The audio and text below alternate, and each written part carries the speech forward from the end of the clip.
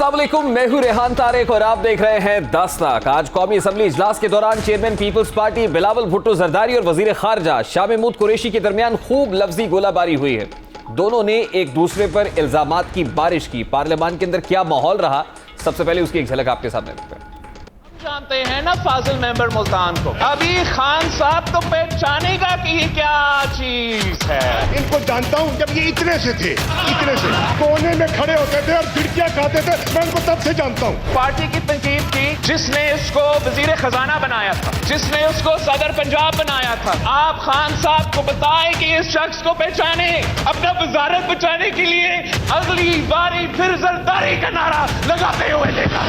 Peoples party की मैंने 2013 में 2018 में तुम्हारी जमात जब्त करके आया बैठा हूं। वजीर खारजा जो कश्मीर के सौदा में मुलव्विस है, फॉरेन मिनिस्टर यहाँ तकरीर करने के बजाय उसको ये कोशिश करना चाहिए कि सदर बाइडेन का फोन कॉल तो बंदोबस्त करे वजीर आजम साहब। 2-4 पर्चियां पढ़ा देते हैं बच्चे को, ऑटो पे ऑन हो जाता है, स्विच ऑन हो जाता है, स्विच ऑफ हो जाता है। फॉरेन मिनिस्टर था तो दुनिया में कैंपेन करता था कि यूसुफ रज़ा गिलानी को नहीं, मुझे वजीर आजम बना दो। सरकारी वोटों से गिलानी आज लीडर ऑफ द ऑपोजिशन बना हुआ है। अपने गिरबान पे झांक के देखो। को कहना चाहिए शाह महमूद का फोन स्टॉप करे। बच्चा परेशान हो गया, आज बच्चा बहुत परेशान है।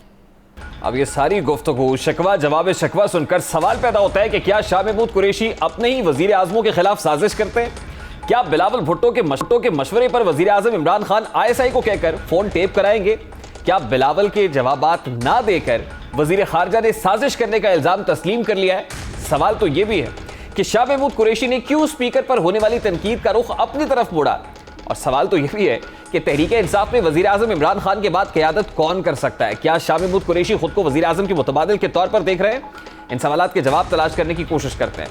गुज़श्ता दिनों सीनियर सहाफ़ी तज्ज़ियाकार सलीम साफ़ी साहब ने हमारी प्रोग्राम में दावा किया था कि इस वक्त शाह महमूद कुरैशी खुद को वज़ीर आज़म के तौर पर पेश कर रहे हैं। ये खबरें वज़ीर आज़म ऑफिस के अंदर भी गर्म हैं, इसके लिए वो अपनी वजारत से मुतालिक बातें भी आम फोरम्स पर करते हैं। सलीम साफ़ी साहब ने गुज़श्ता दिनों हमारे प्रोग्राम में इस हवाले से क्या कहा था, वो भी आपको दिखाते हैं। शाह महमूद कुरैशी साहब, जो मैंने आपको बताया कि उनके यहाँ जो कन्फ्यूजन है कि वो ज़्यादा प्राइम मिनिस्टर साहब के गुड बुक्स में नहीं है, और पहले आपको पता है कि जहांगीर तरीन साहब और ये लोग उनके करीब थे। दूसरा, उन पे ये शक किया जा रहा है PM हाउस में कि वो कुछ हवालों से वज़ीर आज़म साहब का मुतबादिल बनने कर रहे हैं। अब सलीम साफ़ी साहब के साथ साथ शाह महमूद कुरैशी के भाई मुरीद हुसैन ने भी दावा किया था कि शाह महमूद कुरैशी ने उन्हें इस शर्त पर पार्टी में शमूलियत की दावत दी थी, तहरीक इंसाफ का मुकम्मल कंट्रोल 2 से 3 बरस के बाद उनके हाथ में होगा। उनके अपने भाई इस हवाले से आज से पहले क्या ऐलान कर चुके हैं, क्या दावा किया उन्होंने, क्या इंकशाफ किया शाह महमूद कुरैशी से मुताल्लिक, वो भी आपके सामने रखता है। ये गालिबन बात कर रहे हैं नवंबर 2011 की थी। मैं उन दिनों में लंदन में था तो मुझे शाह महमूद का फोन आया कि आप अबू धाबी पहुंचे हैं, मैं आपसे मिलना चाहता हूं। फिर उन्होंने मुझे कहा कि मुरीद हुसैन आप जल्दी फैसला कर लो, अदरवाइज यू विल रिपेंट। मुझे आज तक इनके वो लफ्ज भी याद है जनाब, और ये इनके अल्फाज थे कि आप मेरा साथ दें। आप देखेंगे कि 2 साल के बाद इमरान खान साहब नहीं होंगे और इस पार्टी को मैं हेड कर रहा हूं। अब शाह महमूद कुरैशी ने तहरीक इंसाफ पर मुकम्मल कंट्रोल हासिल करने की कोशिश भी की। तहरीक इंसाफ के इक़्तिदार के 34 माह का जायजा लिया जाए तो वज़ीर आज़म के करीबी साथी जहांगीर तरीन की नाराज़ी और उनकी कप्तान से दूरी में शाह महमूद कुरैशी का कलीदी किरदार रहा है। वज़ीर आज़म की खामोशी के बावजूद शाह महमूद कुरैशी ने बबांगे दोहल जलसे में जहांगीर खान तरीन के खिलाफ भरपूर तकरीर की थी। इस तकरीर के बाद कप्तान और जहांगीर तरीन के दरमियान कुर्बत के इम्कानात भी मादूम हो गए थे। उस वक्त शाह महमूद कुरैशी साहब ने जहांगीर तरीन ग्रुप से मुताल्लिक क्या कहा था, क्या लकीर खींचने की बात और तीतर और बटेर वाली बात की थी, वो भी आपको दिखाते हैं। फलाने ने कुछ कह दिया, 4 MNA 4 MPA बिगड़ गए, ये हो गया। कोई नहीं बिगड़ेगा। जो बल्ले के निशान पर इमरान खान के बलबोते पर टिकट लेकर आया है, लाइन खींच दो, या इधर हो जाओ या उधर हो जाओ। ये तीतर बटेर नहीं चलेगा। ये तहरीक इंसाफ के कारकुनों का पैगाम है। वज़ीर खारजा शाह महमूद कुरैशी ने कप्तान और तहरीक इंसाफ के बयानिए को बुरी तरह नुकसान भी पहुंचाया। बेहतरीन और मुदल्लल गुफ्तगू के माहिर शाह महमूद कुरैशी तुलू न्यूज़ के प्रोग्राम में उसामा बिन लादेन के मामले पर 8 सेकंड्स की खामोशी इख्तियार करके क्या मैसेज देना चाह रहे थे, इस पर भी एक सवाल है। उन्होंने बयान पर 2 टोक मौक़िफ़ अपनाने की बजाय कन्फ्यूजन फैलाई। इसी तरह एब्सोल्युटली नॉट के मामले पर भी शाह महमूद कुरैशी खासे खामोश रहे। एक ऐसे वक्त में जब वज़ीर खारजा को आलमी फोरम्स पर पाकिस्तान का मुकदमा पेश करना था, वो सियासी जलसों ऑपोजिशन पर लफ्ज़ में मसरूफ़ रहे। अब क्या हदफ क्या है, क्या अचीव करना चाहते हैं? इस वक्त हमारे साथ सीनियर साथी तज्ज़ियाकार सलीम साफ़ी साहब मौजूद हैं। अस्सलाम वालेकुम साफ़ी साहब, बहुत बहुत शुक्रिया आपके वक्त के लिए। साफ़ी साहब, गुज़श्ता दिनों आपने हमारे प्रोग्राम में ये खबर दी थी कि शाह महमूद कुरैशी साहब से मुतालिक वज़ीर आज़म ऑफिस के अंदर ये खबरें हैं कि वो खुद को वज़ीर आज़म के मुतबादिल के तौर पर पेश कर रहे हैं, और आज यही बात बिलावल भुट्टो साहब ने भी की। तो आखिर शाह महमूद कुरैशी साहब किन हलकों में ये कैंपेन चला रहे हैं साफ़ी साहब? एक तो ये कि अगर आप दिक्कत नज़र से देखें तो ख़ुद बिलावल साहब अपोजिशन के शाह महमूद कुरैशी हैं और शाह महमूद कुरैशी अपोजिशन के हुकूमत के बिलावल हैं। जो कुछ बिलावल साहब ने अपोजिशन के साथ किया या कर रहे हैं कम व बेश वही चीज़ अपोजिशन हुकूमत में रह के शाह महमूद कुरैशी साहब कर रहे हैं। अच्छा, वो वज़ारत उज़्मा की उनकी ख्वाहिश तो ज़ाहिरी बात है कि हर एक की होती है, लेकिन एक तो शुरू में जब पीपल्स पार्टी हुकूमत फॉर्म कर रही थी तो उस वक़्त वो भी एक कंटेंडर थे यूसुफ रज़ा गिलानी साहब के मुकाबले में। अच्छा, फिर मेरी इत्तला के मुताबिक जो पीटीआई में वो आए थे तो पीटीआई में वो वज़ारत आला की ख्वाहिश के साथ आए थे, क्योंकि ये तो उनको भी पता था कि इमरान ख़ान साहब के होते हुए वो नहीं बन सकते प्राइम मिनिस्टर। फिर जब वज़ारत आला भी उनकी नहीं हो सकी तो ये जब वक्तन फ़वक्तन कुछ मुक़्तदिर हलकों के साथ टेंशन आ जाती है प्राइम मिनिस्टर की, तो उन सूरतों में वो मुतबादिल बनने की कोशिश करते हैं। और ये तो बिलावल साहब ने आज उसकी तरफ इशारा नहीं किया कि असल क्या वजह थी जिसकी वजह से जरदारी साहब ने उसको हटाया था, क्योंकि आजकल बिलावल साहब ख़ुद भी कम व बेश वही काम कर रहे हैं जो शाह महमूद कुरैशी साहब कर रहे हैं। जरदारी साहब ने उस वक़्त वज़ारत से इसलिए उनको नहीं हटाया था कि वो यूसुफ रज़ा गिलानी के ख़िलाफ़ कोई साजिश कर रहे थे, बल्कि इसलिए हटाया था कि वो उस वक़्त की इस्टेब्लिशमेंट के साथ मिल गए थे और जरदारी साहब के नुमाइंदे से ज़्यादा वो इंटरनेशनल फोरम पे उनके नुमाइंदे बन गए थे। साहब देखिए, आज बिलावल साहब ने कहा ना कि असल में वज़ीर आज़म इमरान खान साहब को पता ही नहीं है कि शाह महमूद कुरैशी क्या कर रहे हैं और हसास इदारों की मदद लेनी चाहिए इमरान खान साहब को कि उनके फ़ोन रिकॉर्ड को चेक करें कि असल में उन्होंने किन से राब्ते किए हैं। तो ये किस तरफ इशारा किया बिलावल साहब ने कि किससे राब्ते कर रहे हैं और कहाँ कैंपेन चला रहे हैं कुरैशी साहब इसके लिए? नहीं, मेरे ख़्याल में ये जो बिलावल साहब जिस तरफ इशारा कर रहे हैं, तो एक तो वो जिनसे चेक करवाने की बात कर रहे हैं, तो उधर तो ख़ुद बिलावल साहब भी इस वक्त शाह महमूद कुरैशी साहब की तरह उन हलकों के साथ एक पेज पे हैं। तो मेरे ख़्याल में जब तक उन हलकों के साथ इमरान ख़ान साहब के ताल्लुकात ठीक हैं तो शाह महमूद कुरैशी साहब इतने नासमझ नहीं हैं कि वो उनके ख़िलाफ़ कोई MNAs को जमा कर लें या बाकी कुछ कर लें, क्योंकि बिलावल साहब भी जानते हैं और शाह महमूद कुरैशी भी जानते हैं कि पाकिस्तानी इस्टेब्लिशमेंट के ताउन के बग़ैर ना तो इमरान खान को हटाया जा सकता है और ना किसी और को वज़ीर आज़म बनाया जा सकता है। आपको लगता है in recent days Imran Khan साहब के ताल्लुकात मुक़्तदिर हलकों के साथ मज़ीद स्ट्रॉन्ग हुए? मेरे ख़्याल में अभी कोई ऐसी सोच नहीं है कि उनको हटा दिया जाए, क्योंकि एक PDM की सूरत में एक ख़तरा बन गया था और दबाव हर जगह पे बढ़ गई थी, लेकिन PDM के गुब्बारे से तो ख़ुद बिलावल साहब और पीपल्स पार्टी ने हवा निकाल दी और वो इस वक्त ज़्यादा शाह महमूद कुरैशी से भी ज़्यादा पीपल्स पार्टी PTI का और इमरान खान का मुतबादिल बनने की कोशिश कर रही है। तो आपको नहीं लगता कि जिस वक्त इत्तफाक राय तय पा गया था इजलास से पहले कि वज़ीर आज़म साहब आएंगे, वो अपोजिशन से मुताल्लिक कोई बात नहीं कहेंगे और अपोजिशन की तकरीर खामोशी से सुनेगी, तो फिर आज शाह महमूद कुरैशी साहब का इस तरह अपोजिशन के साथ स्कफल ये कोई गैर ज़रूरी था या फिर दानिस्ता तौर पर उन्होंने किया? शाह महमूद कुरैशी साहब हमेशा की तरह आज भी कोई लाइन वो अपनी पार्टी से नहीं लेते, इसलिए बार बार वो इमरान खान साहब का ज़्यादा ज़िक्र भी करते हैं कि वो उनको ये डर है कि उन पे शक ना किया जाए। तो दूसरी तरफ वो चूँकि फॉरेन पॉलिसी के फ्रंट पे मुकम्मल तौर पर नाकाम हो चुके हैं, तो वो ज़्यादा से ज़्यादा इधर आके ज़ोर लगाते हैं, ज़ोर से बोलते हैं। जिस तरह बिलावल साहब, जब से वो डील उनकी हो गई है तो आपने देखा होगा कि बिलावल साहब बहुत ज़ोर से बोलते हैं इमरान ख़ान के ख़िलाफ़, ताकि ये इम्प्रेशन दे सके कि मैं तो जेन्युइन अपोजिशन हूँ।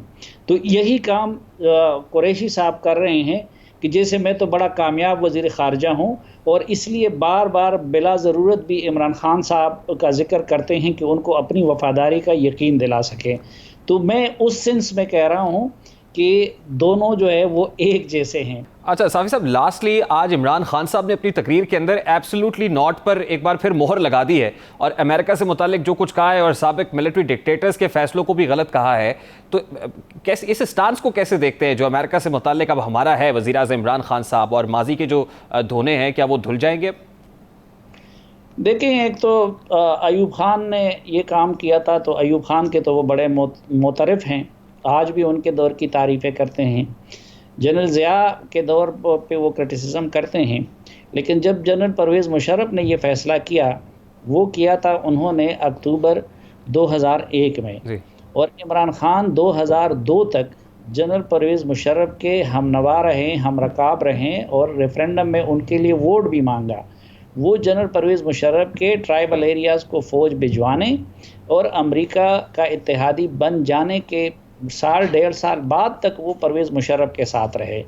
तो एक तो मैं तारीख़ी तौर पर ये गलत है कि जो वो ये कहते हैं कि मैंने उस वक़्त उसकी मुखालफत की थी परवेज़ मुशर्रफ के, वो कहते हैं इसीलिए तो मुझे तालिबान खान भी कहा गया।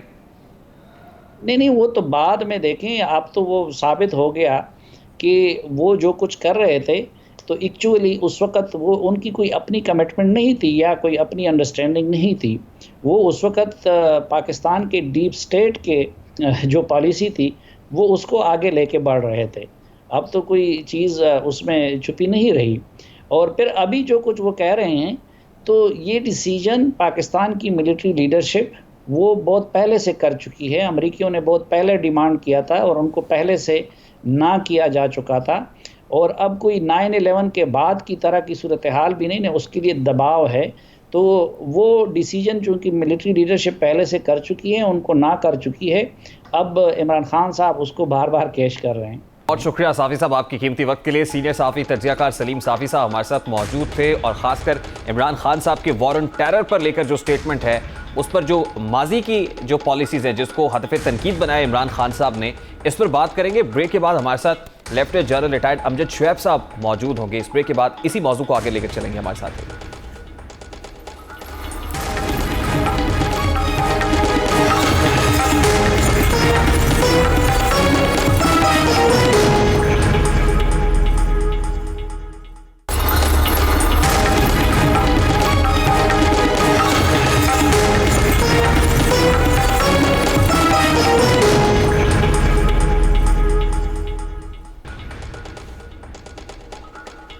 Welcome back. वजीर आजम पाकिस्तान ने आज एक बार फिर अमेरिका को नो मोर और एब्सोल्युटली नॉट कह दिया है। आज असेंबली फ्लोर पर खड़े होकर वजीर आजम पाकिस्तान इमरान खान ने ऐलान किया है कि अमेरिका के साथ अमन का हिस्सा तो बन सकते हैं, जंग का नहीं, और हम अफगानिस्तान में सिर्फ अमन चाहते हैं, यही हमारे मफाद में है।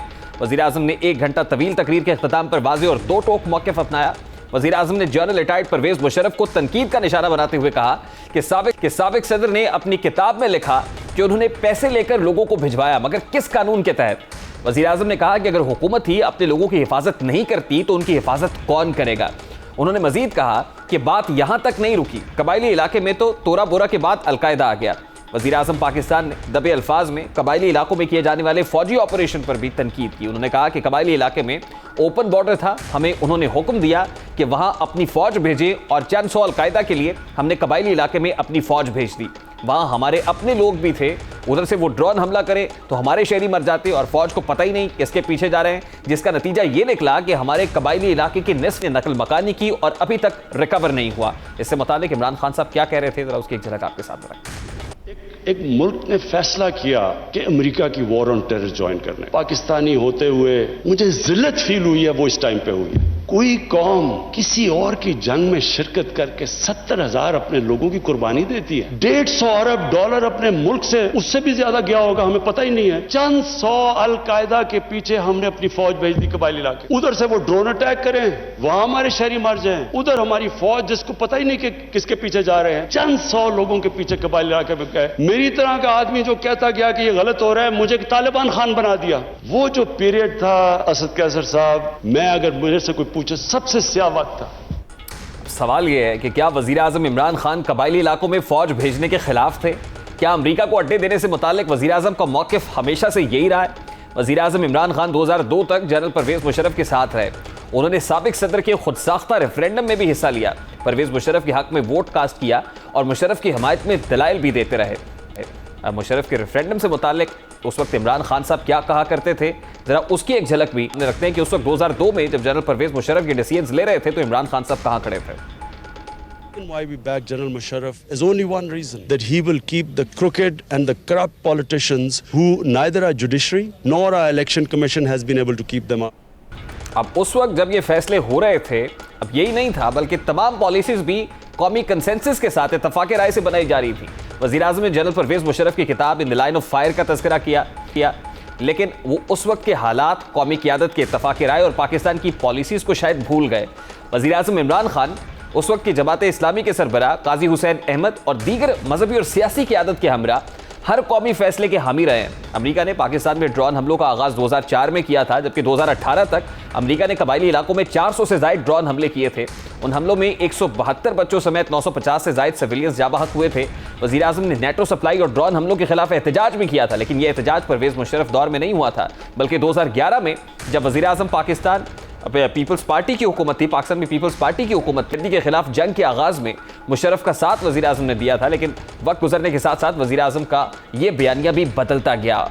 जब 2011 में पाकिस्तान पीपल्स पार्टी की हुकूमत आई, एक 2002 का स्टेटमेंट आपके सामने रखा, लेकिन उसके बाद जब वज़ीर आज़म का स्टांस बदला तो वो क्या कहा करते थे वो भी आपके सामने रखा। यही जनरल मुशर्रफ है जो अपनी फौज से अपने शहरी मरवा रहा है, अपने फौज से कबायली इलाकों के अंदर कत्लेआम कर रहा है। वज़ीर आज़म इमरान खान आज पार्लियामान में खड़े होकर अपने मौक़िफ़ का दिफा करते हैं और कौम को बताते हैं कि कौमें गैरत की बुनियाद पर खड़ी होती हैं। जो कौम अपनी इज्जत नहीं करती, दुनिया उसकी इज्जत नहीं करती। तो स्पीकर साहब, इससे हमने एक सबक सीखा, कभी इस कौम ने किसी के लिए किसी खौफ से हमने अपनी सॉवरेंटी के ऊपर कॉम्प्रोमाइज नहीं करना। तो हम तो चाहते हैं अमन हो, ना कोई स्ट्रेटेजिक डेप्थ चाहते हैं अफगानिस्तान में, ना हम कोई पार्टीज को चूज करना चाहते। जो अफगानिस्तान के लोग चाहते हैं हम उनके साथ हैं। पार्टनर्स इन पीस तो अमेरिका के साथ हो सकते हैं और हमेशा रहेंगे, हम पार्टनर्स इन कॉन्फ्लिक्ट नहीं हो सकते। सवाल यह है कि क्या वज़ीर आज़म को पाकिस्तान की माजी की पॉलिसी से इख्तलाफ है, और अगर इख्तलाफ है तो ऐसा क्यों है? मुशर्रफ इक़दामात की हमायत के बाद आज मुखालिफत क्यों की जा रही है? सवाल तो यह भी है कि कौमी इत्तफाक राय से बनाई गई पॉलिसीज़ को मुतनाज़ क्यों बनाया जा रहा है। इस मामले पर बात करेंगे। इस वक्त senior defence analyst lieutenant general retired Amjad Shoaib साहब ने हमें ज्वाइन किया है। अस्सलाम वालेकुम अमजद शुएब साहब, बहुत बहुत शुक्रिया आपके वक्त के लिए। सर, वॉर ऑन टेरर को लेकर वज़ीर आज़म इमरान खान साहब की जानिब से मिलिट्री डिक्टेटर्स का नाम लिए बगैर जो तनकीद की गई है माजी के फैसलों पर, इज इट जस्टिफाइड? बिस्मिल्लाहिर्रहमानिर्रहीम। देखिए, जस्टिफाइड एक लिहाज से तो बिल्कुल नहीं थी, इस वजह से कि उस वक्त के हालात बिल्कुल मुख्तलिफ थे। हमसे डू मोर करते गए, लेकिन जो टेररिज्म हम फेस कर रहे थे, जो कि अफगानिस्तान से हमारे खिलाफ किया जा रहा था, उस पर अमेरिका ने उसको खत्म कराने के लिए ना भारत पे कोई दबाव डाला, ना जी जज साहब, उस वक्त जो फैसले हुए, जैसे आपने फरमाया कि उस वक्त के हालात इस बात के मुतकाजी थे कि ऐसे ही फैसले किए जाते। उस वक्त की मिलिट्री क़यादत ने पॉलिटिकल एलीट को भी ऑन बोर्ड लिया था। काजी हुसैन अहमद साहब भी उस मीटिंग का हिस्सा थे, उसमें दीगर पॉलिटिकल स्टेक होल्डर्स भी वहां पर मौजूद थे। तो आज ये कहना कि उस वक्त जो फैसले हुए वो गलत थे, क्या ये जस्टिफाइड है जनरल साहब? देखिए, ये हाइंडसाइट में चीजें जो है इस तरह की आप बातें करते हैं, ये जस्टिफाइड नहीं होती। अगर तो कोई कवायद उस वक्त के सामने रखे और देखे तो फिर तो बात दुरुस्त है कि आप उस वक्त के फैसले के मुताबिक आप अपनी सोच ले जाएं।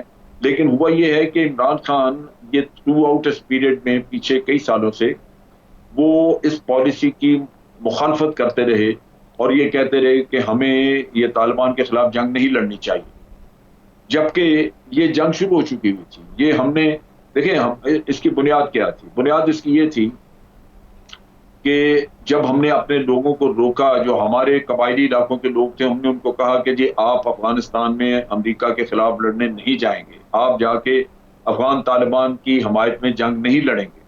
तो उनका सवाल ये था कि जब सोवियत यूनियन ने अटैक किया तो आपने हमें इजाजत दी और आपने कहा कि ये जिहाद है, जाके उनके खिलाफ लड़ें। अब अमेरिका अगर हमला कर रहा है अफगानिस्तान में तो आप कहते हैं ये जिहाद नहीं है।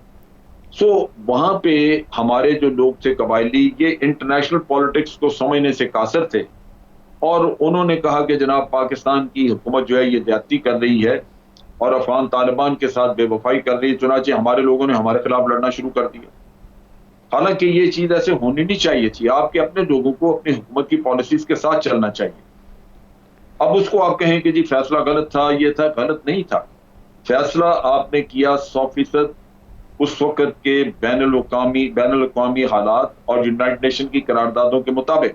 बिल्कुल। और उस वक्त 2001-2002 की अगर बात की जाए, वैसे तो आज इमरान खान साहब ने अपनी तकरीर के अंदर जनरल परवेज मुशर्रफ और जनरल कयानी के दौर पर बड़ी तनकीद की है, लेकिन उस वक्त 2001-2002 में तो खुद बहुत बड़े सपोर्टर थे इमरान खान साहब। और आपको याद होगा कि रेफरेंडम में उन्होंने प्रो मुशर्रफ वोट कास्ट किया था।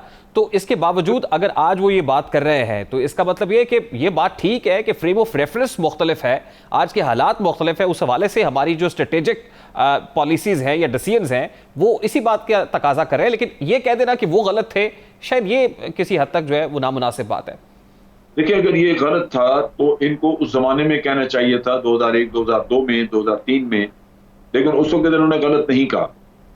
लिहाजा आप ये समझ लीजिए कि आज का गलत कहना वो किसी मसलहत के तहत है, जबकि हकायक के मुताबिक वो नहीं है। बड़ी सीधी सी बात है, वरना तो अगर हकायक थे तो उस जमाने में ये बात हुई होती। तो ये नहीं। हाँ, अलबत्ता उनका ये कि आज हम अमेरिका का साथ नहीं देंगे, ये बिल्कुल ठीक है। जो इलेक्टेड गवर्नमेंट्स हैं उनको अवाम के सेंटिमेंट का ख्याल रखना बहुत जरूरी है और खास तौर पे उनके पास एक पार्लियामेंट होती है जो आपको सेंटिमेंट्स कन्वे करती है। जनरल साहब, अब कल एक नेशनल सिक्योरिटी कमेटी का इजलास स्केड्यूल्ड है, इस इजलास को किस तरह से देख रहे हैं? क्या at this point in time ये जो हो रहा है, क्या this could have been happened earlier, या ये ठीक फैसला है और बिल्कुल इसी वक्त पर होना चाहिए था? देखिए, ये फैसला जो है ये थोड़ा सा लेट है, या ये जो आप कह रहे हैं कि मीटिंग जो है वो थोड़ी लेट है इस लिहाज से कि फैसला बेसिस ना देने का या अमेरिका के साथ जो आइंदा पॉलिसी आपने अडॉप्ट करनी है उसके खदोखाल तो प्राइम मिनिस्टर ने आज खुद बयान कर दी। अब वहां पे मीटिंग में सिर्फ यही होगा कि ये पॉलिसी हमारी है, इसको फाइनल शेप दे दी जाए, किस तरह, क्या इसके लिए इसके खदोखाल क्या बनाए जाए, और दूसरा इसका जो फॉलो आउट होगा उसको कैसे मैनेज करना है। क्योंकि एक चीज हमें वादे है कि अमेरिका की न्यूसेंस वैल्यू दुनिया के लिए बहुत है। अगर वो चाहें आपके लिए न्यूसेंस प्रॉब्लम्स क्रिएट कर सकते हैं। लिहाजा जब आप एक इंडिपेंडेंट फॉरेन पॉलिसी लेके चलेंगे, अपने मर्जी के फैसले करेंगे जो अमेरिका के लिए उसको सूट नहीं करते होंगे, तो वो कहीं ना कहीं आपके लिए प्रॉब्लम्स करेगा। आपके ईस्टर्न बॉर्डर्स के ऊपर आपके लिए मसाइल पैदा कर सकता है भारत को कह के, आपके लिए इकोनॉमी के मसले पैदा कर सकता है IMF के जरिए, आपके लिए इकोनॉमी के मसले पैदा कर सकता है FATF के जरिए। सो कई ऐसी जगह हैं जहां पे इंटरनेशनल जो अदारे हैं, जो यूनाइटेड नेशन के ज़ैली अदारे हैं, ये उनके असर रसूख में मौजूद हैं जहां वो इन्फ्लुएंस कर सकते हैं। अच्छा, तो ये चीजें सब लास्टली सर ये बताइएगा कि उस वक्त ऑब्वियसली ज़मीनी हकायक मुख्तलिफ थे, आज के ज़मीनी हकायक किस तरह पहले से मुख्तलिफ है, मवाजना अगर किया जाए, और फिर क्या अब जो फैसले हो रहे हैं और जो इमरान खान साहब कह रहे हैं उस पर आपकी जो मिलिट्री इस्टेब्लिशमेंट और हुकूमत है, they are on the same page? जी, इस वक्त जो फैसले हैं इसमें और वो जो पुराने फैसले थे उनमें सबसे बड़ा फर्क ये है कि अमेरिका 20-21 साल रह के और अफगानिस्तान को फिर उसी तरह बुरे हाल में छोड़ के वापस जा रहा है। इसमें अमेरिका की एक मॉरल जिम्मेदारी थी, ड्यूटी थी कि अगर आप यहाँ पे आए हैं, 20 साल एक मुल्क को आपने ताकतो ताराश किया है, तबाही की है, तो कुछ तो मकसद आपके पूरे होने चाहिए थे। अगर आपके अपने मकसद पूरे हुए कि आपने टेररिज्म कहते हैं कि हमने खत्म किया, तो जिस मुल्क के ऊपर आपने चढ़ाई की थी उसको आपने क्या दिया? उसको आप एक अमन भी ना दे सके, एक सिस्टम ना दे सके। तो आज हमारे पास एक मॉरल अथॉरिटी है कि जनाब आपने 20 साल में तो वहां रह के कुछ नहीं किया, तो अब बाहर बैठ के आप क्या करना चाहते हैं? सिर्फ इसलिए कि हमें ख्वार करना चाहते हैं। तो हम ये चीज नहीं तस्लीम। तो आज के हालात में ये एक फर्क मौजूद है। दूसरी तरफ ये है कि पाकिस्तान में एक इलेक्टेड गवर्नमेंट मौजूद है जो उस वक्त नहीं थी, एक पार्लियामेंट मौजूद है जो उस वक्त नहीं थी। आज पॉलिटिकल प्रोसेस आप लेके चल सकते हैं। फैसले इसलिए दुरुस्त हैं, पाकिस्तान में एंटी अमेरिकन फीलिंग्स बहुत ज्यादा हैं, क्योंकि हमने अमेरिका के हद सफर किया है और हमने देखा है कि अमेरिका ने बजाय हमारे मुफादात को देखने के 100% अपने मुफादात, एक सेल्फिश पार्टनर का रोल अदा किया। ठीक है, बहुत बहुत शुक्रिया। Lieutenant general retired Amjad Shoaib साहब हमारे साथ मौजूद थे। अभी एक ब्रेक लेंगे और ब्रेक के बाद जब वापस आएंगे तो सरकार ने अवाम पर पेट्रोल बम तो गिराया है, लेकिन सवाल उठाएंगे कि क्या बिजली भी महंगी होनी जा रही है। माहिर इक्तिसादी अमूर फारूक सलीम साहब हमारे साथ मौजूद होंगे इस ब्रेक के बाद हमारे साथ।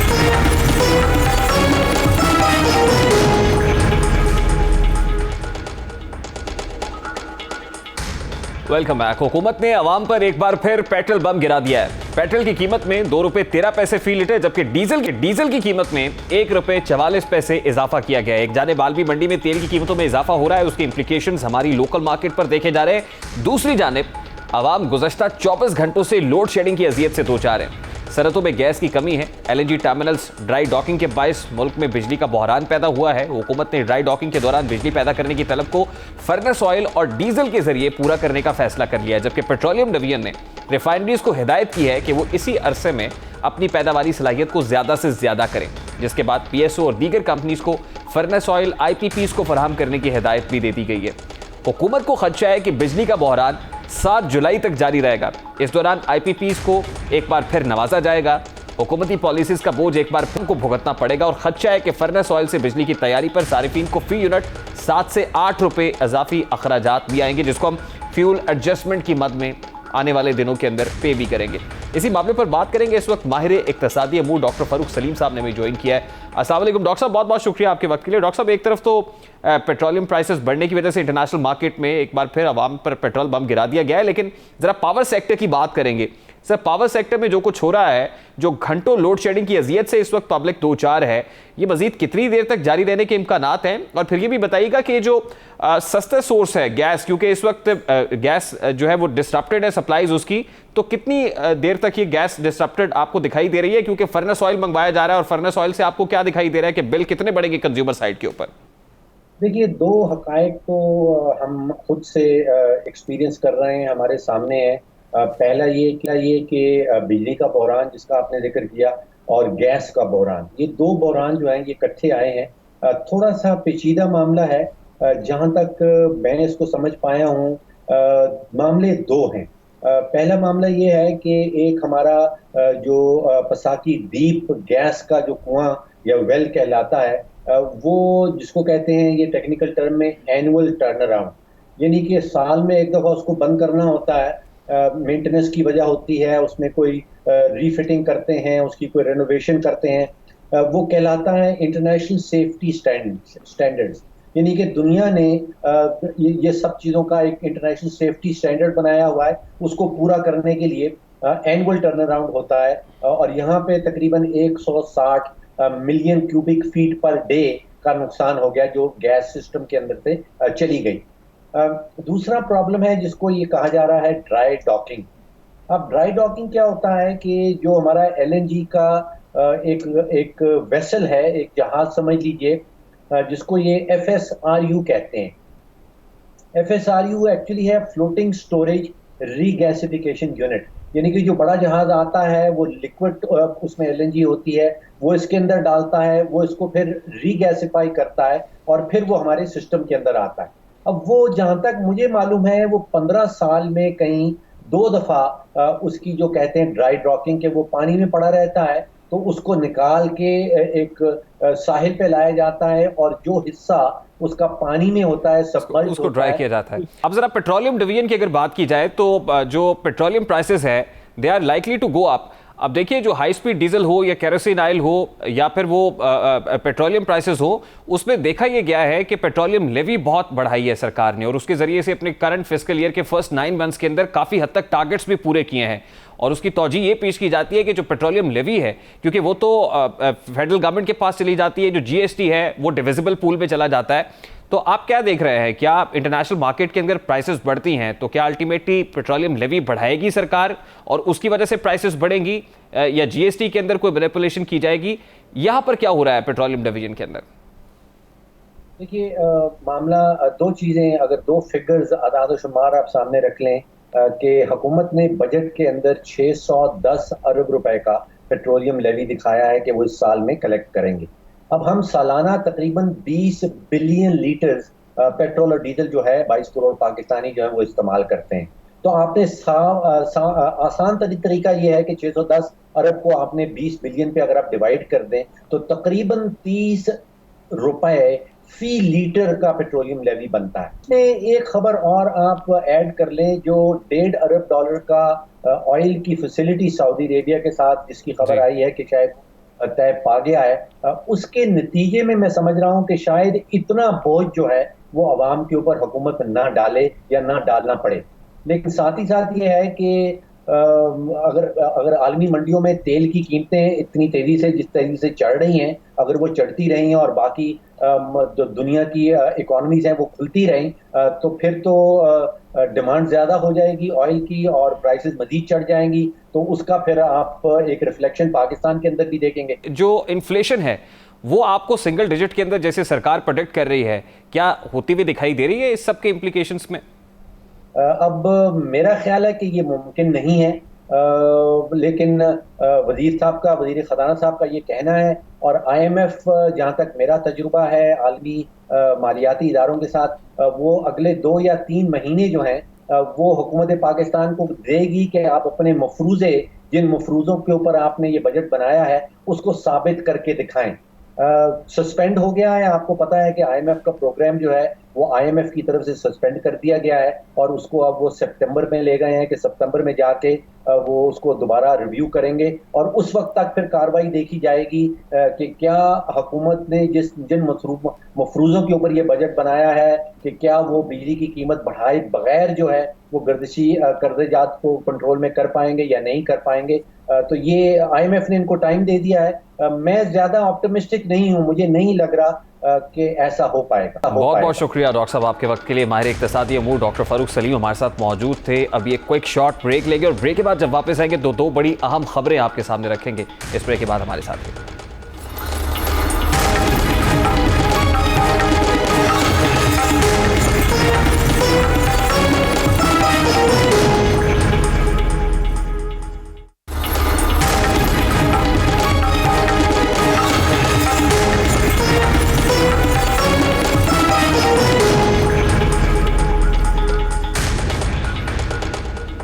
Welcome back. गुज़श्ता साल तौहीन मजहब का इल्जाम लगाकर बैंक मैनेजर को कत्ल करने वाले सिक्योरिटी गार्ड को 2 बार सजाए मौत, 12 साल कैद और 11 लाख रुपए जुर्माने की सजा सुनाई गई है।